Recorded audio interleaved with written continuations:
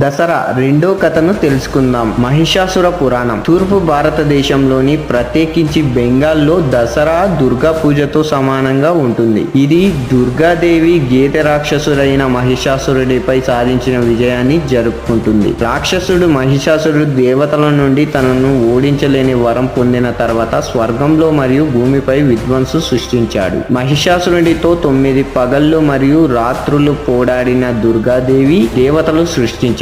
10వ రోజు ఆమె చివరికి అతనిని ఓడించి మరియు ఆ రోజును విజయదశమిగా లేదా దసరాగా జరుపుకుంటారు. ఇది దేవత యొక్క విజయాన్ని సూచిస్తుంది.